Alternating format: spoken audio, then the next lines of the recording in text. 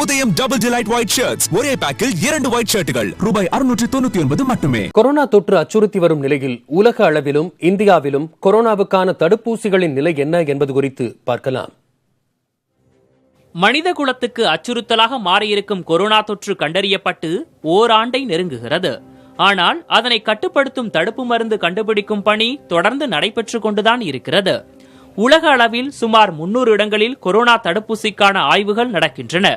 இவற்றில் ஆக்ஸ்போர்ட் பல்கலைக்கழகத்தின் கோவிஷீல்டு, இந்தியாவின் பாரத் பயோடெக் நிறுவனத்தின் கோவாக்சின், அமெரிக்காவின் மொடர்னா, ரஷ்யாவின் ஸ்புட்னிக், அமெரிக்க அரசின் நிதியுதவியுடன் உருவாகும் பிபைசர், இது தவிர சைகோவிட் ஆகிய 6 தடுப்பூசிகள் அடுத்தடுத்த நிலையில் இருப்பதால் விரைவில் பயன்பாட்டுக்கு வரும் என எதிர்பார்க்கப்படுகிறது.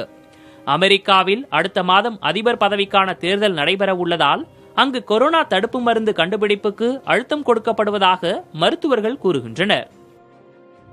அமெரிக்கால மொடர்னா வேக்சினுக்கும் ஓரளவுக்கு அட்வான்ஸ் ஸ்டேஜ்ல இருக்காங்க. ஃபேஸ் 3 ட்ரையல்ஸ் போயிட்டு இருக்கு. அவங்களுக்கு என்னன்னா அதிபர் ட்ரம்ப் பெரும் அளவுல அழுத்தம் கொடுத்துட்டு இருக்காரு. ஏன்னா அவர் தேர்தலுக்கு முன்னாடி ஒரு வேக்சினை எப்படியாவது அறிவிக்கணும் அப்படிங்கிற ஒரு நிர்பந்தத்துல அவர் இருக்கார். கோவிஷீல்டு தடுப்பூசியின் 3ஆம் கட்ட பரிசோதனையின் போது பிரிட்டனில் 2 ஒவ்வாமை ஏற்பட்டதால் பணி நிறுத்தப்பட்டது. ஆனால் அவர்கள் 2 வேறு பாதிப்பு காரணமாக ஒவ்வாமை ஏற்பட்டதாக நடுநிலை மருத்துவ வல்லுநர்கள் அறிக்கை அளித்தனர். அதன் பின்னரே பிரிட்டன், தென்னாப்பிரிக்கா, பிரேசில், இந்தியா ஆகிய நாடுகளில் கோவிஷீல்டு தடுப்பூசி ஆராய்ச்சி மீண்டும் தொடங்கியிருக்கின்றன. இந்தியாவை பொறுத்தவரை கோவிஷீல்டு தடுப்பூசி 3ஆம் கட்டத்திலும் கோவாக்சின், சைகோவிட் ஆகிய மருந்துகள் 2ஆம் கட்டத்தில் இருப்பதாகவும் மருத்துவர்கள் கூறுகின்றனர்.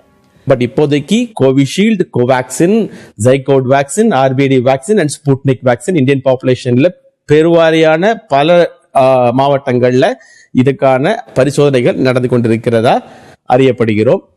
விரைவில் நமக்கு ஒரு நல்ல தடுப்பூசி நியூட்ரலைசிங் வேக்சின் நமக்கு கிடைத்துவிடும்.